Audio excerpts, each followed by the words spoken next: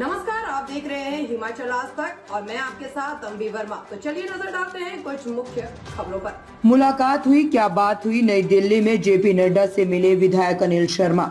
मंडी विधानसभा से विधायक अनिल शर्मा ने नई दिल्ली में भारतीय जनता पार्टी के राष्ट्रीय अध्यक्ष एवं केंद्रीय स्वास्थ्य मंत्री जगत प्रकाश नड्डा से उनके दिल्ली स्थित निवास स्थान पर मुलाकात की तथा उन्हें केंद्रीय मंत्री बनने पर बधाई दी।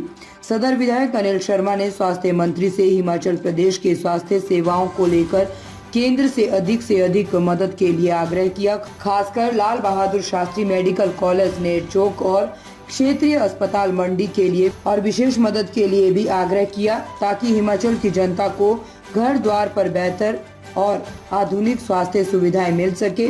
स्वास्थ्य मंत्री जगत प्रकाश नड्डा ने आश्वासन और भरोसा दिलाया कि वे जितना भी संभव हो सके अपने मंत्रालय से इस दिशा में हिमाचल ही नहीं अपितु मंडी में भी स्वास्थ्य सुविधाओं को सुदृढ़ करने के लिए प्रयासरत हैं।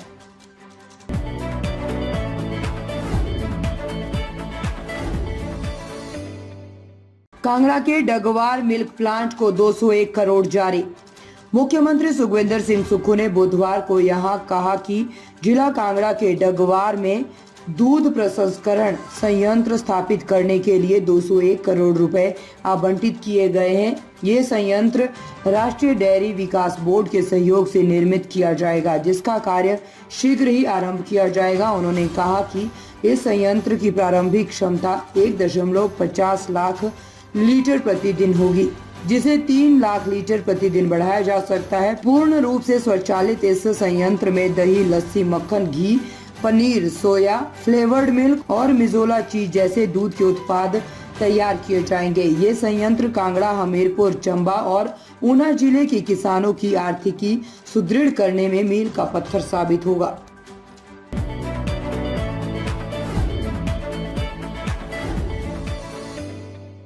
तीनों सीटों पर उपचुनाव में कितने फीसदी हुआ मतदान, जानिए। हिमाचल में उपचुनाव के लिए तीनों सीटों पर बुधवार को बम्पर वोटिंग हुई है। हालांकि मतदान का आंकड़ा विधानसभा 2022 के चुनाव में हुए मतदान को नहीं छू सका। 3 सीटों पर करीब 71% मतदान हुआ है। अब तीनों सीटों के 13 जुलाई को आने वाले परिणाम पर सबकी नजरें रहेगी। मुख्यमंत्री सुखविंदर सिंह सुक्खू की धर्मपत्नी के उपचुनाव लड़ने की वजह से सबसे दिलचस्प मुकाबले वाली देहरा विधानसभा सीट पर 65.42% मतदान दर्ज किया गया। देहरा में 2022 के चुनाव में 60,575 मतदाताओं ने अपने मताधिकार का इस्तेमाल किया, जो कुल मतदान का 71% था। उपचुनाव में करीब 6% वोटों की गिरावट यहाँ देखने को मिली है। उपचुनाव में 55,408 मतदाताओं ने अपने मताधिकार का इस्तेमाल किया।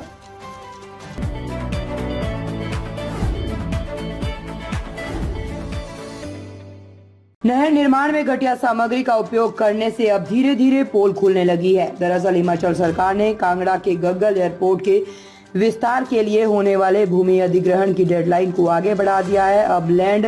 अब लैंड एक्विजिशन के लिए धारा 19 के तहत होने वाली नोटिफिकेशन 13 अक्टूबर 2024 तक की जा सकेगी। प्रधान सचिव पर्यटन एवं नागरिक उड्डयन देवेश कुमार ने जारी नोटिफिकेशन में 96 दिन की एक्सटेंशन इसके लिए दी है। हिमाचल सरकार को एक साथ भूमि अधिग्रहण करने के लिए 2,700 करोड़ से ज्यादा की धनराशि चाहिए। गौरतलब है कि कांगड़ा हवाई अड्डे के विस्तार के लिए भूमि अर्जन, पुनर्वास और पुनर्व्यवस्थापन की प्रक्रिया शुरू होने के बाद धारा 11 के तहत अधिसूचना 7 जुलाई 2023 को हुई थी।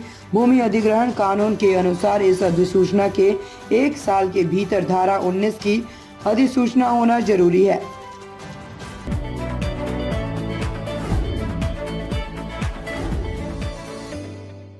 कांगड़ा एयरपोर्ट भू अधिग्रहण को क्यों देने पड़े 96 दिन और, जानिए। हिमाचल सरकार ने कांगड़ा के गग्गल एयरपोर्ट के विस्तार के लिए होने वाले भूमि अधिग्रहण की डेडलाइन को आगे बढ़ा दिया है और अब लैंड एक्विजिशन के लिए धारा 19 के तहत होने वाली नोटिफिकेशन 13 अक्टूबर 2014 तक की जा सकेगी। प्रधान सचिव पर्यटन एवं नागरिक उड्डयन देवेश कुमार ने जारी नोटिफिकेशन में 96 दिन की एक्सटेंशन इसके लिए दी है। हिमाचल सरकार को एक साथ भूमि अधिग्रहण करने के लिए 2700 करोड़ से ज्यादा की धनराशि चाहिए। गौरतलब है कि कांगड़ा हवाई अड्डे के विस्तार के लिए और पुनर्व्यवस्थापन की प्रक्रिया शुरू होने के बाद धारा 11 के तहत अधिसूचना 7 जुलाई 2023 को हुई थी। भूमि अधिग्रहण कानून के अनुसार इस अधिसूचना के 1 साल के भीतर धारा 19 की अधिसूचना जारी होना जरूरी है। हिमाचल की खबरों को देखने के लिए जुड़े रहे हिमाचल आज तक के साथ।